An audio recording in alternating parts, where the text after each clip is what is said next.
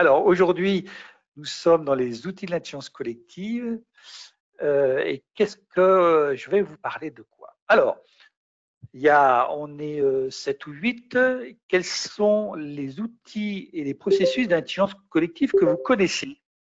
Allez, est-ce qu'il y a des gens qui ont des idées là-dessus? Et comme ça me permet aussi de peut-être voir ceux que vous utilisez, que je n'utilise pas, et inversement. Est-ce que vous avez des... Voilà. Donc, dans le chat, vous mettez, voilà, si vous connaissez des processus, des noms de processus, voilà, sur l'intelligence collective. Est-ce que peut-être vous en utilisez déjà? Ah, il y a des réponses, génial. La parole. Alors, la parole, on ne peut pas dire que la parole seule, ça soit de l'intelligence collective. Le processus, ça rentre dans quelque chose, voilà. Irène, elle n'en connaissait pas. Une personne Curie, ok. Ça marche. Alors, la relation fait partie de tous les processus d'intelligence collective. OK.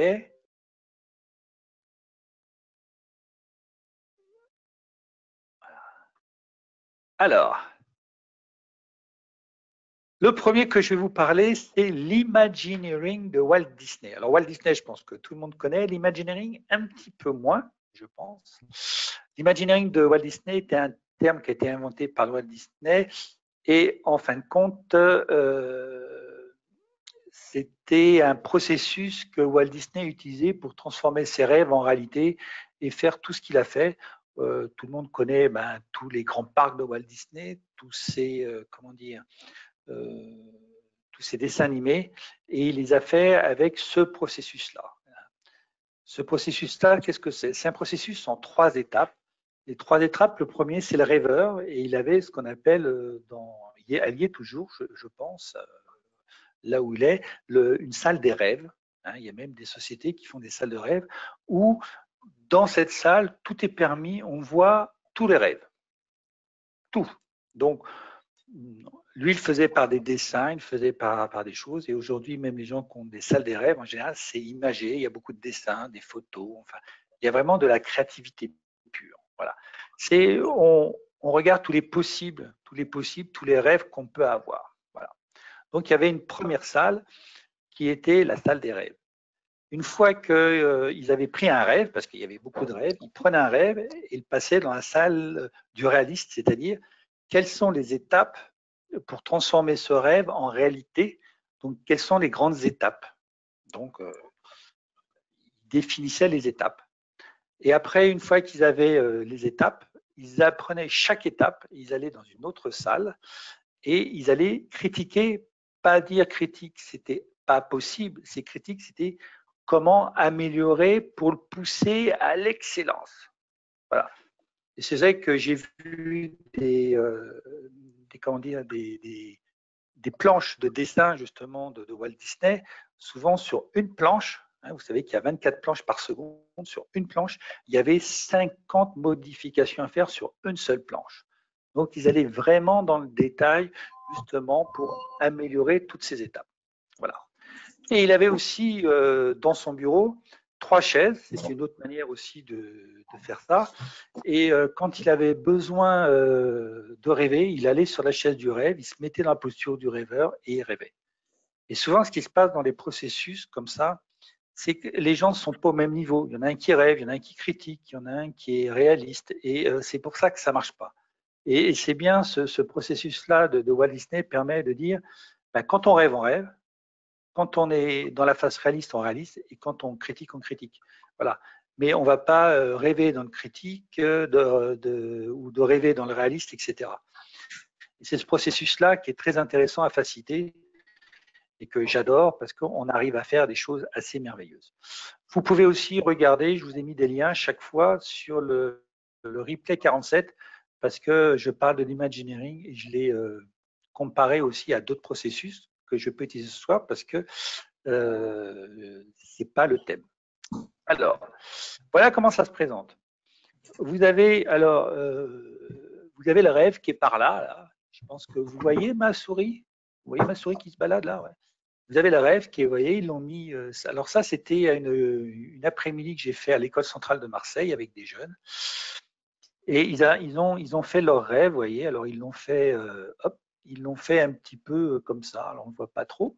Et là, ils sont à la phase du réalisme justement, où ils planifient un petit peu les étapes. Voilà. Alors c'est un processus que j'utilise en sciences collectives. Et ils sont même là un petit peu, même dans la phase critique. Je me rappelle, ils sont même dans la phase critique. Voilà. Et donc, voilà comment ça se présente un petit peu des feuilles de couleurs, de différentes. On dessine, on écrit. Je les ai préparés avant mentalement, justement, pour arriver dans ces processus-là, pour faire vraiment l'imagineering. Et vous voyez jusqu'où ils vont aller. Là, ils ont parlé d'un crash. Là, ils ont parlé, vous voyez, ils ont mis autre chose dedans. Et vous voyez comment ça se présente. Et ça, ils ont fait ça en. Je ne vois pas l'écran, comment faire? Alors, Fabienne, si tu ne vois pas l'écran, tu quittes peut-être et tu reviens, c'est une chose, ou tu appuies sur la caméra et tu l'allumes, tu éteins, peut-être qu'en faisant ce genre de choses, de manipulation, à un moment donné où tu fais F5, ça peut marcher aussi, peut-être ça reboot et ça va te permettre de voir l'écran. Voilà. Et puis au pire, de toute façon, il y aura de toute façon la vidéo. Ce qui est intéressant là, dans ce processus-là, c'est que ce jour-là, on était trois. Il y avait moi et une autre personne qui facilitait un processus et j'avais une autre personne qui regardait le processus. Et à la fin du processus, mon collègue est venu me voir et me dit, tu sais, c'est intéressant ce qu'ils ont fait, tes jeunes. Ben, je dis, ouais, c'est super intéressant. Il me dit, tu vois, Renaud, ils ont mis 20 ingénieurs pendant une année pour trouver ce processus-là. Et toi, avec la méthode, les jeunes qui ne connaissaient rien ont trouvé le processus en seulement 2 heures. Il dit, comment tu as fait? Ben, je dis, j'ai juste facilité en assurance collective un processus qui s'appelle l'imagineering. Donc, dedans, il y a plein de processus et je suis arrivé et c'est très intéressant parce que moi, de ce processus-là, j'ai pris des petites choses justement comme facteur de réussite parce qu'il y a des choses qui étaient hyper intéressantes. Voilà. Donc ça, c'est l'imagining de Walt Disney. L'imagining de Walt Disney, je l'utilise aussi bien dans le processus, dans ma formation de sciences collectives, puisque ça rentre vraiment dès la première journée, on va utiliser ce processus-là parce qu'on va vraiment le faciliter en sciences collectives. J'utilise aussi dans mes groupes de mastermind en présentiel. Voilà, et je vous ai remis là une fois de plus le lien pour Imagineering et Cercle d'Or. C'est un processus hyper puissant qui a même été repris par l'équipe de Google Recherche. L'équipe de Google Recherche, ils utilisent justement le processus d'imagineering pour justement créer et innover des nouveaux produits.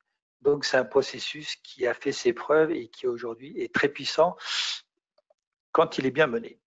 Voilà, donc ça, c'est un des processus que j'utilise et que je vous partage. Le forum ouvert, alors le forum ouvert qui s'appelle aussi, je l'ai marqué dans une autre slide, Open Space Technology, c'est un nom américain. C'est quelqu'un qui s'est aperçu qu'il y avait beaucoup de choses qui se passaient à la machine à café. Il y avait beaucoup d'informations qui se passaient à la machine à café et que quelque part, une entreprise devait être d'après lui, juste un endroit où il y avait tout le monde autour d'une machine à café, parce que c'est là où il y a beaucoup de performance. Il y a même une entreprise américaine, alors malheureusement, je n'ai pas le nom, parce que j'ai perdu, je l'ai vu un jour, enfin je l'ai lu un jour et je l'ai noté, mais je ne sais pas où je l'ai noté, qui avait mis dans son cadre que tous les gens allaient faire leur pause à la même heure, au même endroit, c'est-à-dire, je ne sais pas, 10h ou 10h30 le matin, et ils l'ont obligé. Ils ont mis ça comme une obligation. Entre 10h et 10h30, ils arrêtaient tout. Tout le monde allait à la machine à café et pour boire un café, mais pour aussi échanger avec d'autres personnes. Ça a permis une augmentation de 12% de la performance. Ça paraît dingue ce truc, mais c'est ce qui est arrivé. 12% de la performance parce que les gens se sont tous réunis au même endroit, au même moment. Et je crois qu'il y avait plus de 200 personnes. Donc le forum ouvert est un peu sur cet esprit-là. Donc au début, il y a toujours une réunion avec la direction ou la réunion avec le donneur d'ordre. Là, j'en ai un avec une grande société pharmaceutique avec une collègue qu'on va co-faciliter au mois d'octobre. Ce n'est pas la direction, mais c'est elle qui s'occupe de tout ce qui est communication. Donc elle fait partie, pas du CODIR, mais elle fait partie d'organiser les événements. On a, avec cette personne-là, créé un comité de pilotage pour permettre que ce soit les gens de l'entreprise qui portent le projet, et ce n'est pas à nous, facilitateurs, de porter le projet. Et donc, on a fait une première réunion sur laquelle on a parlé beaucoup de l'intention. Alors, l'intention, c'est quelque chose que j'utilise dans tous mes processus d'intelligence collective. Ça, c'est quelque chose de très important. L'intention, je vous ai mis alors une définition parce que c'est toujours difficile à contracter en très peu de temps. L'intention est l'état d'esprit, une direction qui va centrer, concentrer les attentions sur les destinations et les résultats, c'est-à-dire sur les objectifs et les résultats. Voilà, l'intention, c'est très important parce qu'on peut se mettre des objectifs, et là, j'ai fait aussi un autre webinaire, mais si on n'a pas l'intention d'y arriver, si on ne met pas l'intention, on n'y arrivera pas, malgré les objectifs. On a aussi déterminé lors de cette première réunion un petit peu tout ce qui était logistique, tout ce qu'il nous fallait en logistique, les salles. Aujourd'hui, on a un souci logistique qui est la contrainte sanitaire avec le Covid. Donc, on a trouvé des solutions. Enfin, le comité de pilotage a trouvé des solutions. On en a proposé aussi. Voilà. On va avoir une deuxième réunion en septembre, une troisième réunion en septembre, avec aussi une préparation du discours de l'hôte, parce que l'hôte est très important pour aussi mettre l'intention. Donc, on va utiliser encore l'intention, ça, pour que le jour J, le forum ouvert se passe bien. Voilà. Et qu'après le forum ouvert, il y a toujours, dans les processus d'intelligence collective, ce qu'on appelle une réunion de bouclage pour faire un point. Voilà. Donc, ça, c'est le processus, on va dire, dans ces grandes lignes. Le processus du forum ouvert est en 2 étapes. Comme souvent, mais c'est bien de le rappeler, il y a toujours une phase de divergence où on crée le chaos, qui n'est pas le chaos, c'est quelque chose d'organisé. Ce n'est pas l'anarchie. Souvent, les gens, ils ont peur du chaos. Le chaos fait partie des processus d'émergence ou d'intelligence collective ou d'innovation. C'est là où on voit le rêve est possible. C'est un peu la phase du rêveur au niveau de Walt Disney.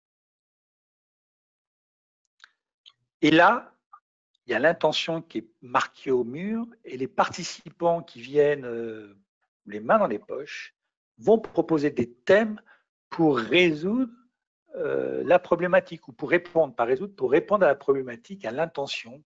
Et on va mettre tout ça sur ce qu'on appelle sur une place du marché. Voilà. Ce jour-là, on va faire dans une première journée, en général, un forum ouvert, idéalement, c'est au minimum 2 jours. On va faire émerger des idées. Donc, on va être vraiment dans la phase du rêveur et on va traiter les thèmes. Il faut savoir que pour 100 personnes, il faut compter à peu près entre 40 et 50 thèmes. Il y a à peu près entre 40 et 50% de thèmes. C'est énorme. Donc, il va falloir tous les traiter. Et on va avoir traité tous ces thèmes-là. Donc, on va faire en général 3 passages, un matin et 2 l'après-midi. Et on va traiter par groupe de X, justement, tous les thèmes. Donc, c'est pour ça que la préparation est importante, parce qu'une fois que tous les thèmes vont être traités, on a 1 heure pour faire le thème, il va être tapé à l'ordinateur et tout de suite mis à la vue de tous, avant d'attaquer un autre thème, avant d'attaquer une autre tranche horaire, on va dire. Une fois qu'on fait ça, une première journée, on a traité tous les thèmes et on a tous les rapports qui sont mis. On laisse passer une soirée, et ça c'est important, parce que le cerveau va réorganiser un petit peu tout ce qu'on a mis dans la journée. Ça, c'est les neurosciences qui nous disent, pour que le lendemain, la phase de convergence, parce que quand on dort, le cerveau il continue à travailler, on aille retravailler les thèmes, et là, on a avec une autre casquette, avec les solutions et les plans. Donc, ça serait plus le côté réalité et critique de la phase de Walt Disney. On les retrouve. Voilà. Donc, tous les thèmes sont proposés et repris pour voir leur mise en œuvre, pour voir peut-être si c'est faisable, pas la faisabilité, voir déjà les grandes étapes. Voilà. Les comptes rendus sont imprimés au fur et à mesure, pareil, comme la veille, sur le grand journal, sur la place des nouvelles. Et dans les rapports, on demande toujours qui était là et qui veut continuer l'aventure. Ça, c'est important parce que souvent, dans les projets comme ça, on a des gens qui sont motivés pour continuer. Donc, on a des ressources supplémentaires. Et on a aussi une continuité, voilà, par rapport à ça. Le forum ouvert, c'est pour traiter des grandes questions. Comment, par exemple, si ça serait aujourd'hui, comment faire face à la prochaine attaque de Covid. Hein, ça serait peut-être un thème d'un forum ouvert, ça. Je referme la parenthèse. C'est un processus qui est hyper cadré. Il y a d'abord la loi des 2 pieds, c'est-à-dire que vous pouvez, dans 1 heure, aller dans plusieurs thèmes, vous balader, à un moment où vous pouvez rester 1 heure complètement. Mais si à un moment donné, vous n'apprenez plus rien, si vous dites, bah, tiens, je m'ennuie un petit peu, bah, ou qu'il y a quelque chose aussi que vous voulez voir un 2e thème, et ben, vous avez la possibilité, la liberté d'aller voir aussi un autre thème, et pour donner ben, un petit peu votre expérience ou vos idées à un autre paperboard, une autre table. Vous avez les 4 principes. Il y a un premier principe, c'est que ça commence quand ça commence et ça finit quand ça finit. Les bonnes personnes qui sont là. Et le 4e, je ne l'ai pas, mais ça va me revenir. Il y a 4 principes très importants et qui sont très simples. Et il y a 2 attitudes. Soit qu'on est là avec la casquette qu'on appelle d'abeille, c'est-à-dire qu'on va donner des idées, on va essaimer justement dans tous les thèmes des choses, ou on va être un papillon et à un moment donné, on va peut-être avoir besoin de souffler, d'aller boire un café. C'est pour ça qu'il y a une pause permanente, un peu comme une machine à café, il y a une pause permanente. On a besoin de réflexion. On se dit, tiens, ben, là, il y a une idée qui m'est venue. Je vais peut-être aller raccrocher un nouveau thème parce qu'il y a un thème que je voudrais bien qu'on débatte. Ça m'est venu là. Et aller revoir la place du marché, remettre un thème et qui peut être travaillé ultérieurement. Donc, il y a une attitude où on va donner des idées, on va produire, on va amener vraiment notre compétence, et l'autre, on va avoir besoin de prendre du recul, se poser, parce que peut-être qu'on est fatigué, qu'on a besoin de 5 minutes de pause ou 10 minutes pour justement être mieux pour la prochaine fois. Donc, un processus hyper cadré. Alors voilà comment ça se passe. Là, vous avez, c'était un forum ouvert que j'avais fait sur Marseille, où il y a une place du marché, il y avait, je sais plus, une 50aine de personnes. Voilà, les personnes qui se présentent sont les bonnes. Ceux qui arrivent devaient arriver. Voilà, la quatrième que je cherchais. Ça commence comme ça et ça finit comme ça finit. Donc toutes ces, comment dire, cette loi et ces 4 principes sont remis un peu partout. Il y a aussi le programme. Enfin, c'est très structuré. Voilà. Et souvent, les gens ils disent, bah, il n'y a pas de cadre. En fin de compte, le cadre, il y a tellement du cadre qu'ils ne le voient pas parce que le cadre est fait vraiment d'une manière très subtile. Voilà. Voilà. Là, on était au début avec ma collègue. Là, il y a la salle où justement il y a tous les ordinateurs pour taper les rapports. C'est-à-dire que pendant 1 heure, on va traiter d'un sujet. Ils ont après une demi-heure pour taper le rapport avec un format type. Comme ça, tous les rapports vont être faits de la même manière. Et après, ils vont être affichés au grand journal. Alors, le grand journal, on n'a pas fait de photo ici, mais il était juste derrière ma collègue qui était ici. Hein, parce que problème d'espace. Voilà. Là, voilà comment ça se passe. Il peut y avoir 1 personne, 2 personnes, 5 personnes, 20 personnes. Il n'y a pas de nombre. Les gens qui sont là sont les bonnes personnes au bon moment. Voilà. C'est comme ça qu'on. Voilà. Le brainstorming professionnel. Alors ça, souvent, on l'oublie. Le brainstorming, c'est pas d'arriver juste de mettre des post-it parce qu'on dit, oh, on fait un brainstorming, mais le vrai brainstorming, il a ses règles. Il ressemble un petit peu au forum ouvert, c'est pour ça que je l'ai mis tout de suite après. Il y a une réunion de direction, on crée un comité de pilotage. Il y a des réunions préparatoires, il y a des prévoir la logistique. Donc là, on est un peu comme le forum ouvert. La grande différence, c'est que les participants vont venir avec un travail préparatoire. Le forum ouvert, ils viennent, ils n'ont rien préparé. Le brainstorming, on va leur demander un travail préparatoire. On va leur donner l'intention et souvent avec une contrainte. C'est-à-dire comment innover sans budget. Vous voyez, une contrainte, ce qu'on appelle une contrainte créative, quelque chose qui va borner, qui va obliger les gens à être créatifs. C'est-à-dire, voilà. Et on va leur demander de faire un travail préparatoire en amont, chose qu'il n'y a pas dans le forum ouvert. Voilà. Après, on fait le brainstorming avec tout ce travail qui a été fait. Après, les gens vont choisir les solutions, s'engager dans un plan d'action et suivre les actions. Une chose que je n'ai pas dit aussi peut-être dans le forum ouvert, c'est bien de cadrer l'espace des participants. J'ai fait un forum ouvert en Guyane où le grand patron a dit, c'était pour le ministère de l'Agriculture, tous les sujets, je vais les soutenir. Dans le forum ouvert que je vais faire au mois d'octobre, c'est que on peut tout imaginer, mais par contre, le CODIR va choisir en fonction des stratégies et en fonction des moyens qu'il va avoir telle ou telle idée. Donc, ça va être dit dès le départ. Et ça, il faut que ça soit super cadré pour ne pas créer de la frustration en disant vous pouvez tout faire, mais ce n'est pas parce que le sujet va être traité qu'il va être pris maintenant. Hein. Donc ça, c'est très important de bien cadrer cet espace de liberté qu'auront les participants. Donc, le brainstorming professionnel, je l'ai mis, il y a un travail préparatoire par les participants et il y a un objectif avec ce qu'on appelle une contrainte créative. Moi, j'adore la contrainte créative parce qu'une contrainte, souvent, on croit que ça réduit, en fin de compte, ça produit.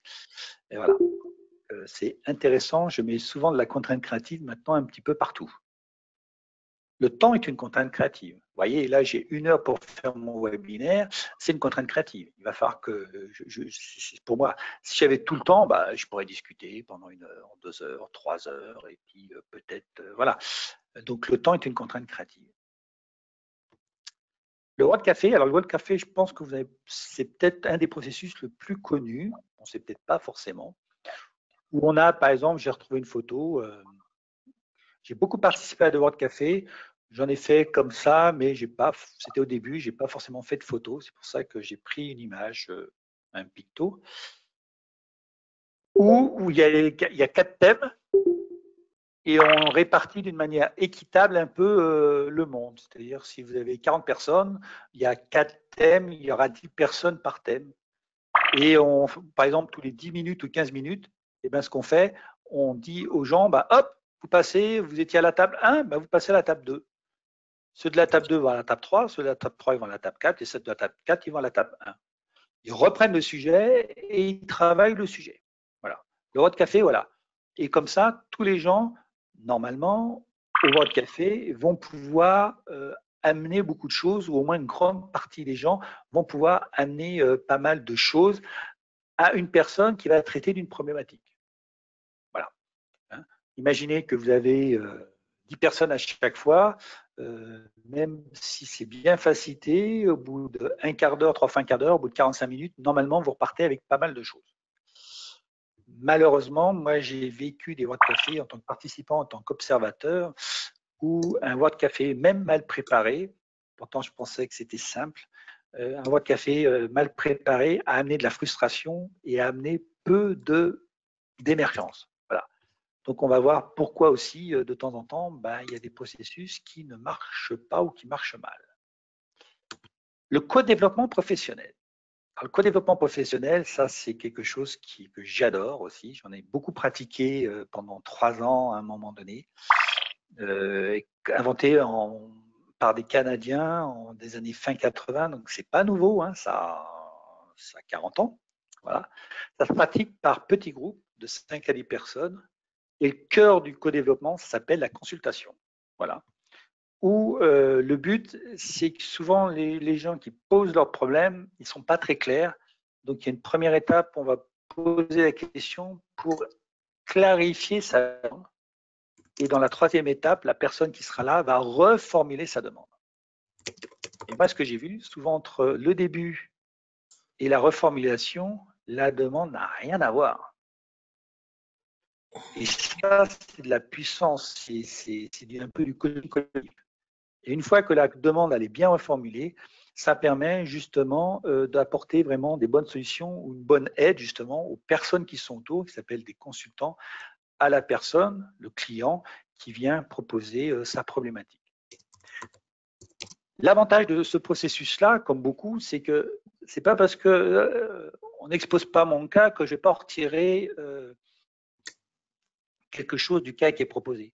Et souvent, justement, par le cas qui est proposé, la personne va apprendre justement de son cas en disant « Ah bah tiens, ce qu'il dit là, je pourrais l'utiliser dans une autre situation pour moi. » Donc, il y a un phénomène de résonance et de miroir. Voilà. Et la réflexion, on est entre pairs, c'est-à-dire qu'il n'y a pas, on est vraiment en parité. Ça, c'est vraiment quelque chose qui est important pour moi. Pour moi, c'est un des facteurs de l'intelligence collective. C'était mon thème de mon mémoire, d'être en parité, d'enlever justement cette hiérarchie. Il peut y avoir plusieurs niveaux hiérarchiques et que justement, on puisse créer l'intelligence collective. Dès qu'on ne fait pas, on ne travaille pas cette parité, on va avoir quelque chose, on va avoir des jeux de pouvoir qui vont se faire. Donc, c'est un exercice qui est très structuré et qui porte sur des problématiques vécues. Hein. C'est du réel, c'est pas on n'imagine pas. Hein. C'est soit une problématique qu'on a vécue ou soit une problématique qu'on va vivre. Par exemple, tiens, je dois faire des entretiens individuels. C'est la première fois que je le fais dans une semaine et je suis complètement bloqué, je suis complètement de trac. Et voilà, je vous propose cette problématique-là. Ça peut être ça. Donc, c'est vraiment un processus d'intelligence collective. Il s'inscrit dans un registre d'apprentissage-action, c'est-à-dire j'apprends et j'agis, ça c'est important. Il s'intéresse à la personne dans une situation, voilà. Il permet de prendre du recul, et souvent les managers ne prennent pas de recul, et là, ces processus-là, c'est vraiment, je ne vais pas dire l'excuse, mais l'opportunité cadrée justement un manager de dire je vais prendre du recul, et en plus, c'est très pragmatique et c'est très opérationnel. Donc en plus, c'est pas des groupes de parole, quoi. On n'est pas là juste pour discuter, on est là pour vraiment apprendre des choses de soi et des autres. Voilà. Ça peut constituer une activité en formation puisqu'on va apprendre des choses. Donc ça peut rentrer dans cet apprentissage-action. Quand on apprend, on se forme. Voilà. Et il rend légitime voilà, le temps d'arrêt et la prise de recul nécessaire que normalement tout manager devrait faire ou tout entrepreneur. Voilà. J'ai fait des groupes de co-développement, beaucoup pour le management, mais aussi pour des entrepreneurs. Et vous allez voir que je l'utilise aussi dans d'autres situations. Alors, est-ce que j'ai une photo? Je ne sais plus. Oui, alors là, c'était aussi à l'école centrale de Marseille, mais c'était 2 ans après, où j'avais fait, ou non, 2 ans avant ce que je vous ai mis l'Imagineering, où j'avais fait un co-développement à 12, chose que normalement on ne fait jamais. Et j'ai fait un co-développement à 12, et ça s'est fait parce que normalement on limite à 9 personnes. Mais là, en plus, je l'avais co-facilité. C'est-à-dire que la personne qui était là, et Frédéric, je le salue, Frédéric, il avait fait une partie de mes rôles, notamment le cadencement, et on avait permis justement de faire de la co-facilitation, et c'était génial. Voilà. Et les jeunes, justement, ils avaient parlé justement de leur problématique d'une association, et ils ont été un peu bluffés qu'en si peu de temps, ils arrivent avec autant d'idées, autant de solutions. Voilà. C'est un processus que j'utilise moi-même dans le groupe de mastermind. C'est-à-dire qu'en fonction des problématiques de mastermind, de temps en temps, je vais prendre le processus de co-développement et pas l'autre site que je vais vous parler tout à l'heure, parce que la personne n'est pas claire justement avec sa question, avec elle-même. Alors l'autre site, ben voilà, très bien. L'autre site est le processus central du mastermind, donc le haut site est au mastermind, ce que la consultation est au co-développement. Donc c'est le processus technique, on va dire, d'un processus plus général. Voilà.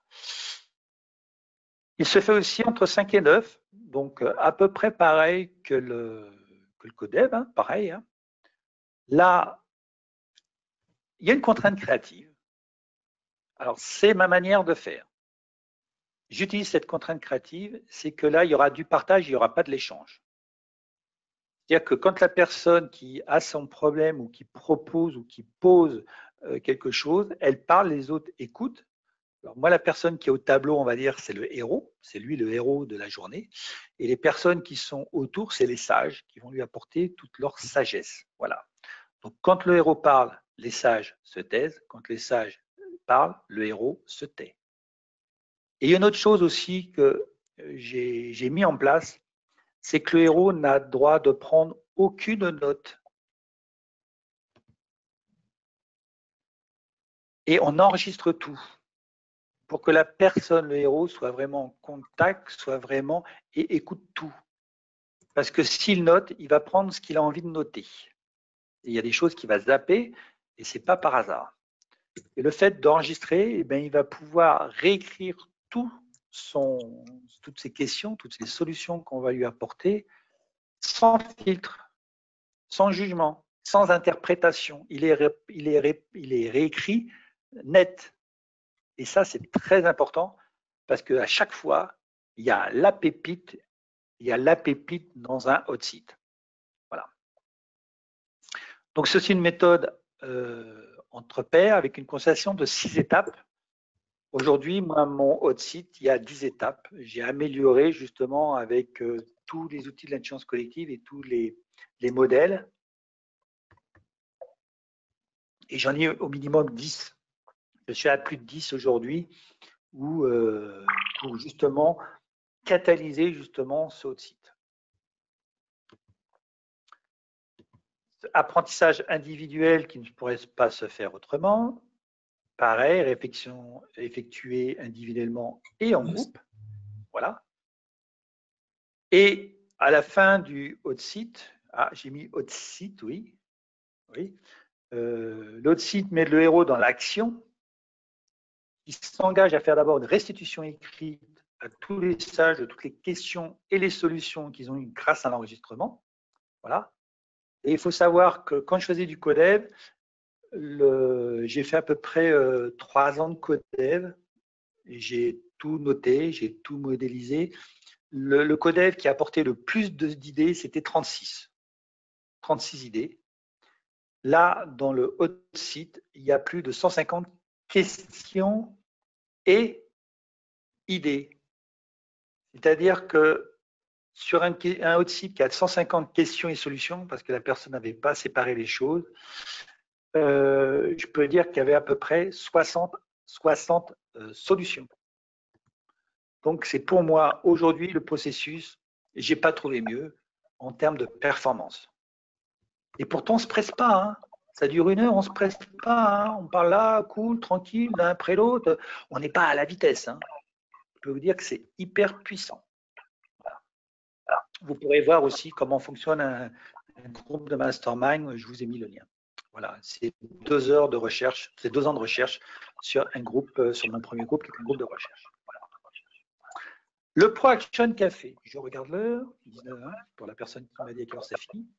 Le Pro Action Café, c'est le grand frère justement du hot site. Alors, c'est pas tout à fait hot site, mais c'est quand je l'utilise dans les groupes de mastermind, quand par exemple je réunis plusieurs groupes de mastermind ou dans des journées spéciales, comme je vais faire au 16 octobre, où là je vais avoir un grand nombre, et je vais justement montrer la différence ce jour-là entre un hot site et un Pro Action Café. Il y a des gens, le matin, on va faire plusieurs hot sites, et l'après-midi, on va faire un Pro Action Café, où là, on va vraiment utiliser toutes les synergies. C'est un peu un WAC Café, mais encore supérieur. C'est un niveau supérieur du WAC Café. C'est le même principe, sauf que dans le WAC Café, les gens ils tournent d'une manière classique. Là, dans le Pro Action Café, à chaque étape, tous les gens viennent au centre, on les mélange et ils revont où ils veulent, sauf sur une table qu'ils ont déjà vue. Voilà. Donc, on brasse les synergies, on brasse les différences. Et là, je l'avais fait à l'IAE de Nice, avec les jeunes qui étaient en fin de master.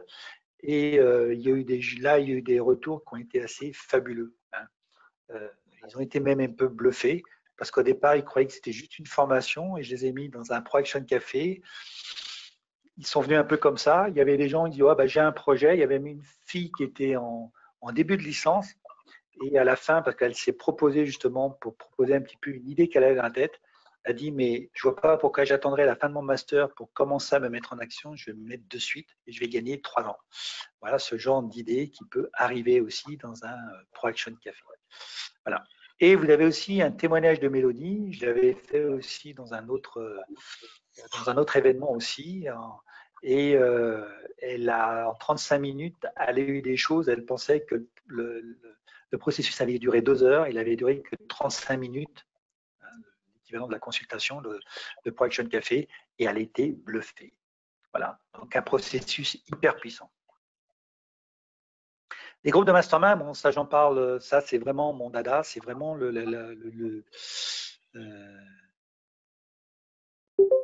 Alors, pour Fabienne qui vient d'arriver, le replay sera là dans 24-48 heures et le support, il sera pareil disponible sur mon site très rapidement. Voilà. Bonjour. Donc le mastermind, c'est un processus très puissant dans lequel j'utilise bien sûr le hot site, le mastermind, j'utilise le hot site dans le mastermind, mais j'utilise le co-développement, j'utilise l'imagineering, j'utilise plein de processus. Pour moi, j'utilise le mastermind comme vraiment un outil d'intelligence collective, un couteau suisse des outils d'intelligence collective. C'est-à-dire qu'en fonction de la problématique, en fonction des gens, ben, je vais prendre tel ou tel processus pour vraiment propulser les gens à des niveaux supérieurs. Et ça, aujourd'hui, c'est vraiment c'est performant. Alors, c'est pas une classe, c'est pas du coaching, c'est pas un groupe de parole, parce que souvent on pense que c'est pas un groupe de parole, c'est pas du réseautage, c'est un groupe de pairs. Alors, j'ai fait aussi un webinaire sur les groupes de mastermind, mais j'avais oublié d'enregistrer, je vais le refaire, parce que justement, la saison des mastermind va redémarrer au mois de septembre. Donc, pour ceux qui sont intéressés, c'est un que je vais refaire de A à Z et amener pas mal d'améliorations. Voilà, alors il combine le brainstorming, alors j'ai mis des processus de brainstorming, le hot site, le l'imagineering, le co-développement, j'ai mis des processus de soutien, des processus, enfin j'ai mis plein de processus justement d'intelligence collective, j'en ai même inventé justement qui permet qu'il soit hyper performant. Et aujourd'hui le processus qui est la différence qui fait la différence aujourd'hui, c'est le soutien. Soutien de ma part vis-à-vis des membres, mais les soutiens des membres entre les membres. Et ça, je pense, c'est ce qui fait toute la richesse aujourd'hui des groupes de mastermind. Car il y a très peu de processus où il y a un réel soutien entre les membres. Voilà. Et là, ça, c'est vraiment très important. Donc, multiprocessus, hot site, production de café, co-développement, imagineering, voilà. Et j'ai même plusieurs modèles de hot site. Aujourd'hui, j'ai 4 modèles de hot site que j'utilise avec des variantes, voilà. Et qu'est-ce que je veux dire pour processus mix? C'est qu'aujourd'hui, j'ai même intégré dans mon hot site nouvelle génération un petit peu une étape du codev qui est la reformulation. C'est qu'à un moment donné, quand la personne elle a eu sa présentation, qu'elle a eu les ressentis des gens, on va lui demander exactement qu'elle reformule sa demande et qu'est-ce qu'elle attend justement des sages qui sont autour d'elle. Et ça, c'est une étape justement grâce à mes groupes de recherche que j'ai amené justement dans mes hot sites. Donc le hot site qui a par exemple dans le livre que j'ai coécrit avec mes collègues, ben, tous ces petits détails-là n'y sont pas. Alors après, j'ai fait aussi des processus à partir d'une feuille blanche. J'ai fait par exemple pour la mairie de Paris, hein, c'était une journée de l'emploi, c'est l'an de l'emploi, où il y avait 700 personnes. Et bien là, j'ai attaqué et j'ai appris ma feuille blanche et je suis parti par rapport à l'intention qu'on m'a mis et j'ai créé avec ma collègue un processus. Alors, je n'ai pas réellement fait sur une page blanche parce qu'il y avait déjà des choses qui étaient obligatoire avant au début. Une inclusion, l'intention, un processus de centrage. Enfin, il y a des choses, il y a déjà des processus qu'on en met.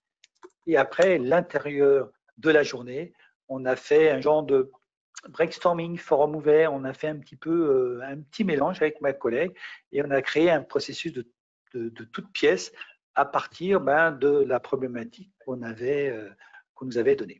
Voilà.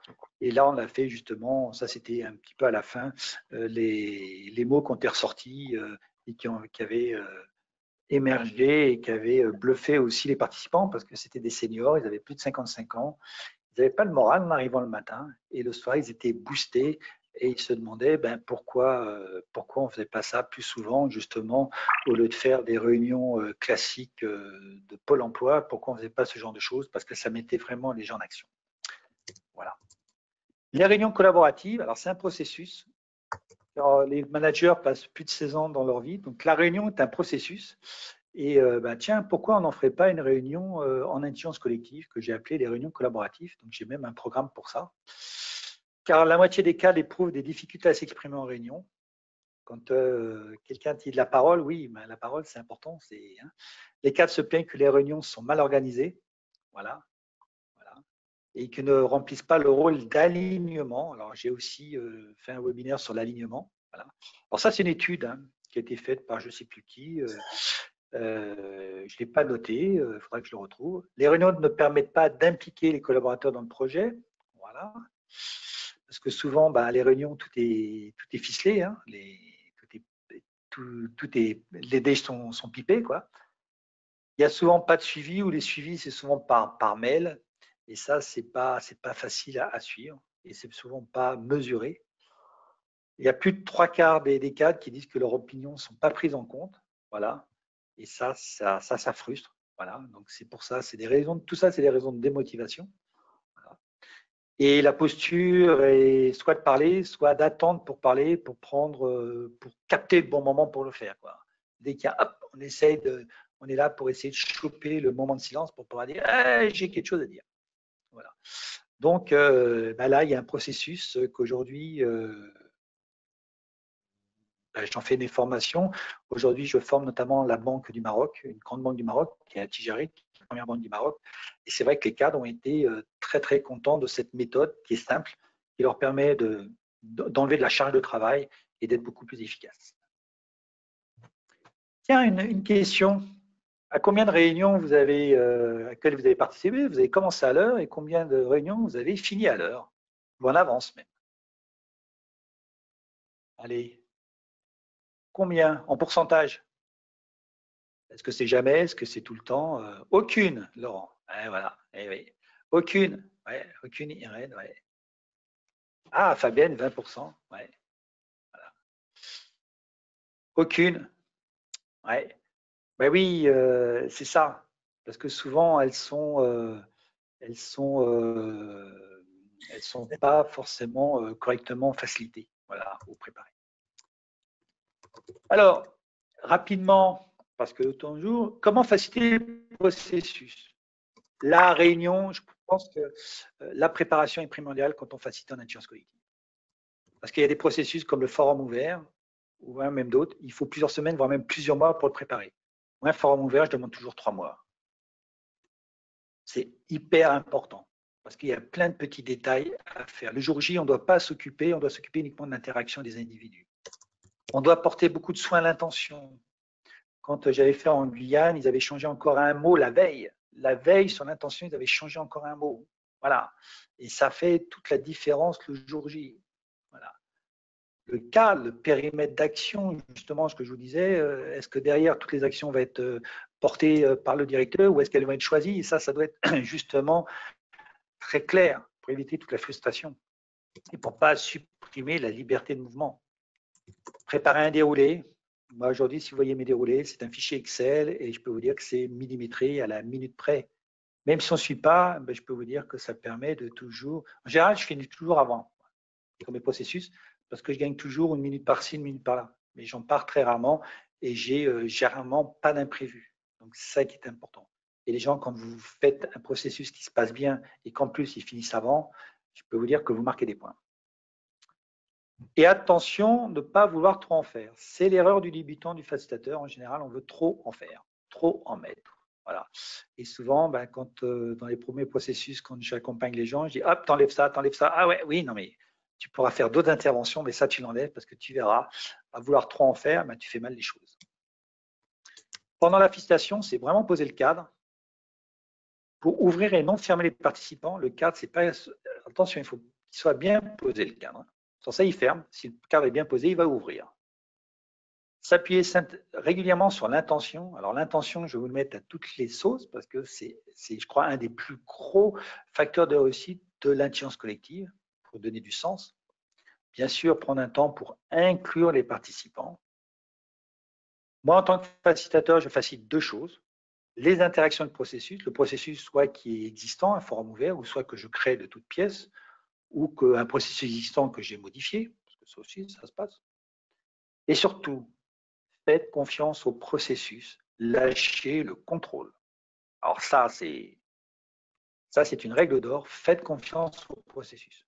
J'ai une collègue avec qui je vais co-faciliter un forum ouvert, ça va être son premier, et à chaque fois, je dis, fais confiance au processus, fais confiance au processus. Voilà. Et maintenant, elle a compris, parce qu'on a fait quelque chose ensemble il n'y a pas longtemps, et elle a vu qu'en lâchant, il y a des choses qui émergent. Voilà. Et surtout, à la fin, d'éclure et justement engager les participants vers le futur. Pas que ce soit un coup, quoi. On dit, ouais, ça va, on a passé une bonne journée, mais bon, après, qu'est-ce qui se passe, quoi? Parce que ça frustre. Après, réaliser une séance de bouclage, ça c'est hyper important. Mesurer ce qui a été produit.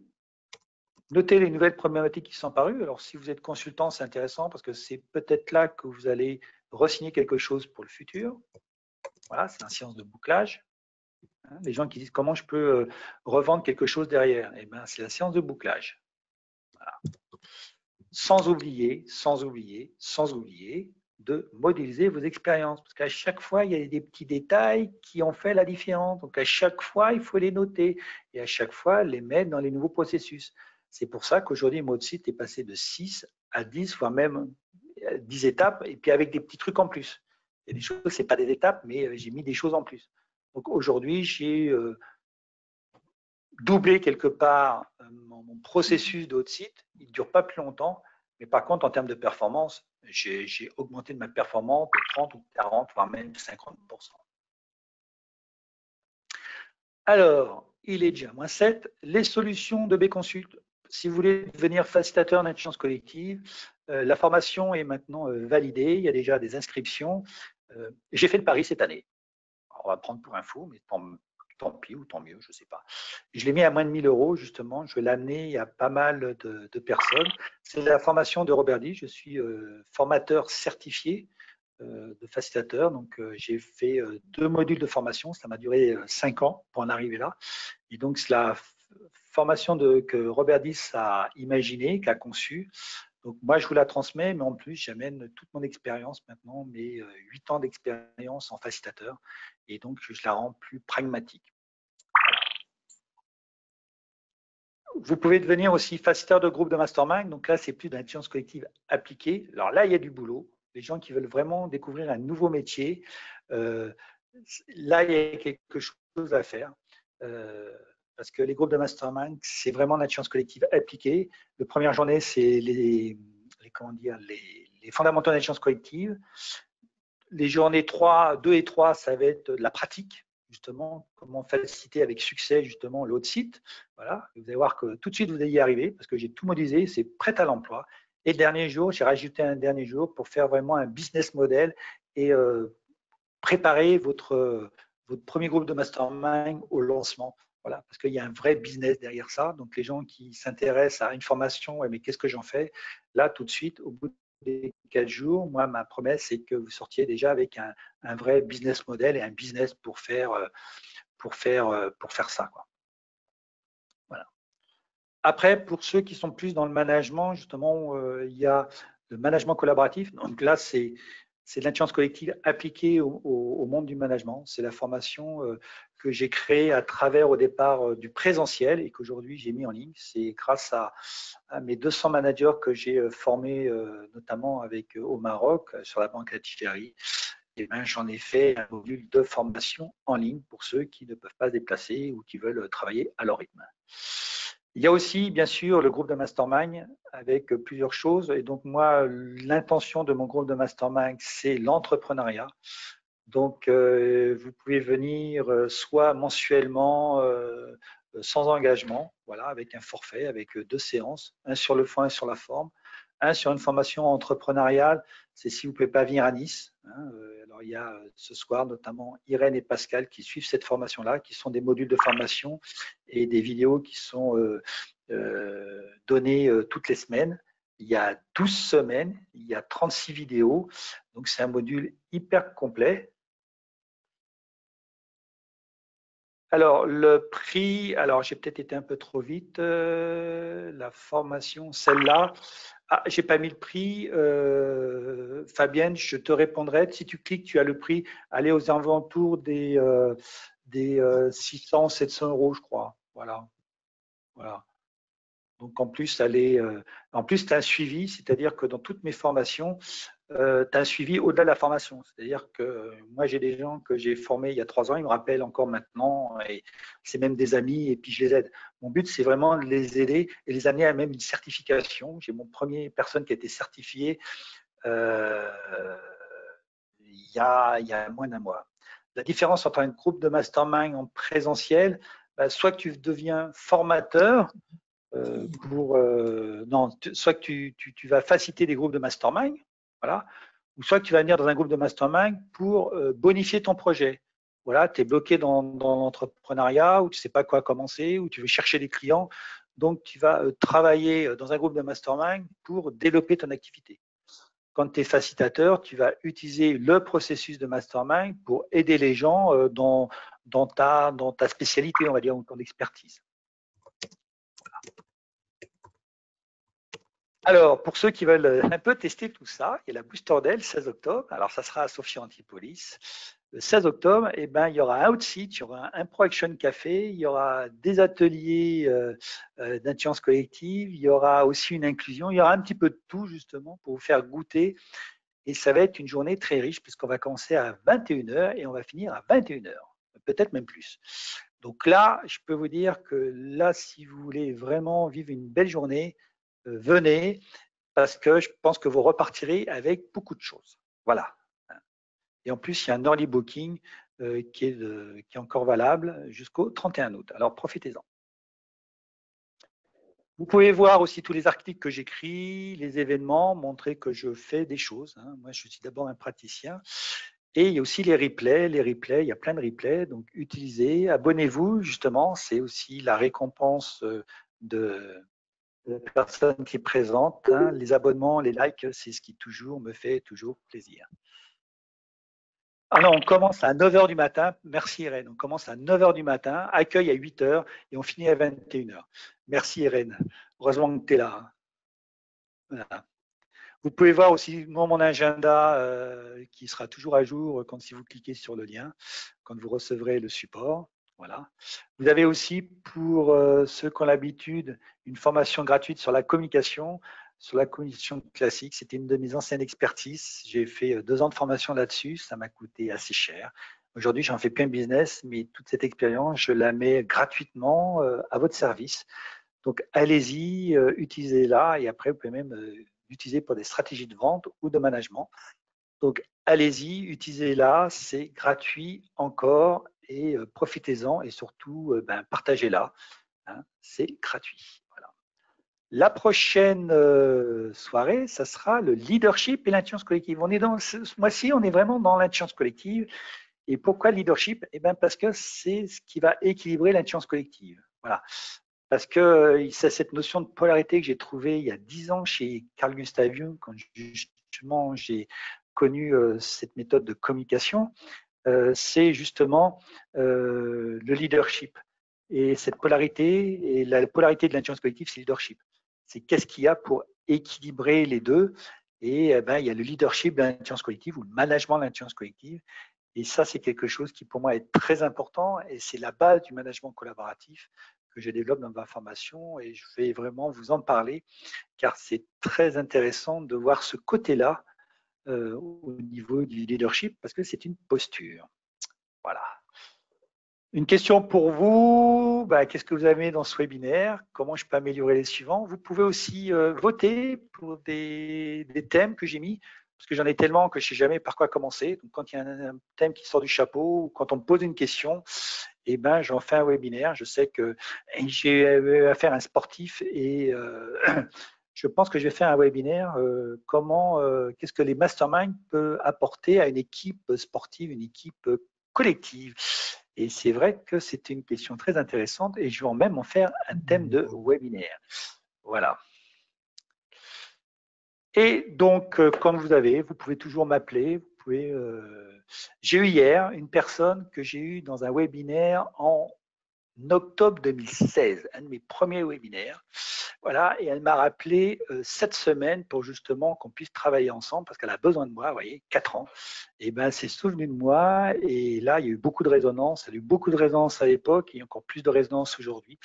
Donc, elle avait gardé mes coordonnées et aujourd'hui, on va travailler ensemble. Enfin, je vais la mentorer justement sur son projet. Voilà. Il est 19h et passé de quelques secondes. J'espère que. Ah non, il est 18h59. Ma pendule avance un petit peu. Donc voilà. Un petit mot peut-être pour finir? Voilà. Des questions supplémentaires? C'était speed, hein? Voilà. Vous voyez la contrainte créative, hein? Et c'est toujours très intéressant la contrainte créative parce que ça permet d'aller à l'essentiel et pas justement de se disperser. Ah, le 16 octobre, Irène, hein, t'attends que ça. Hein. Ouais, tu as le 16 octobre, je suis sûr que tu vas aimer, hein, comme Pascal, et je pense que Pascal sera là aussi.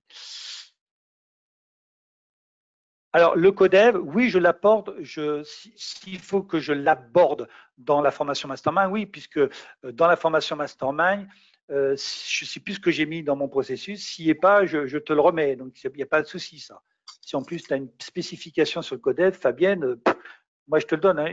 J'ai beaucoup de choses à donner, il faut juste me demander. Voilà. Donc, si tu viens à la formation mastermind et tu veux vraiment en plus le codev, il n'y a pas de souci. On prend 1 heure et puis je t'explique le codev. Il n'y a pas de souci. Hein.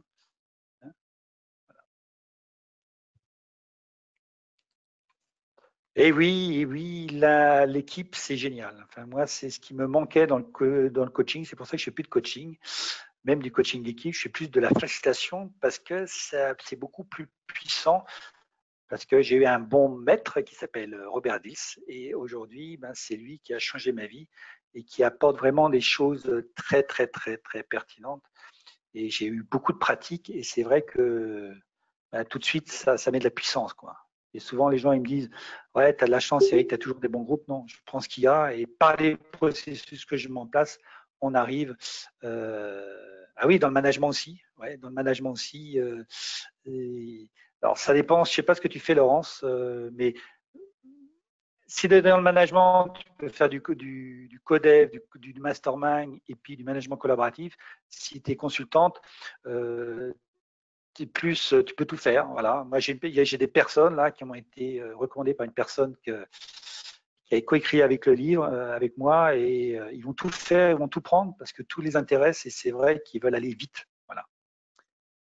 Voilà. Donc, si vous avez aussi, je vois qu'il y a des gens qui ont aimé les éclairages, s'il y a des idées ou des questions qui reviennent, n'hésitez pas. Bientôt, je vais animer des ateliers d'intelligence collective au Maroc. Super. Alors moi, bah, tu connais Atijari, hein, moi je vais à Casa pour former les gens. Hier, j'avais une personne de Tanger, voilà, qui était RH, voilà, que je vais accompagner.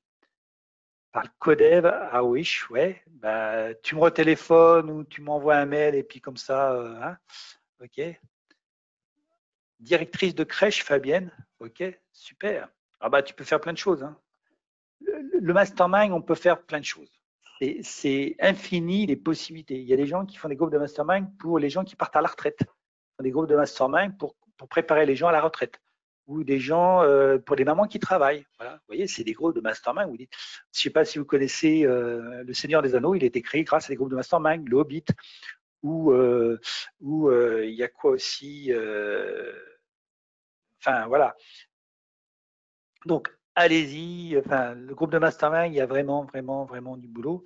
Et j'espère aussi à Arouchi qu'un jour je ferai des formations justement dans ce domaine-là au Maroc. Alors peut-être pas à Casa parce que je voudrais changer, peut-être à Tanger ou Marrakech, on me dit, ou aussi Rabat, ou à Fès parce que Fès, je pense que c'est aussi quelque chose qui peut m'attirer pour autre chose.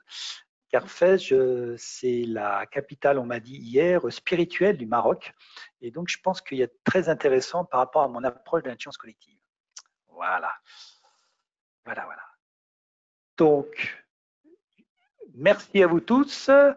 Merci de votre participation en cette belle journée du mois d'août.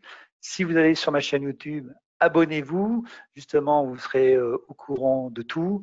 Et puis, mettez des likes, ça me fait toujours plaisir. Et surtout, posez vos questions. Ça, c'est important que je puisse aussi, moi aussi, m'améliorer. Hein.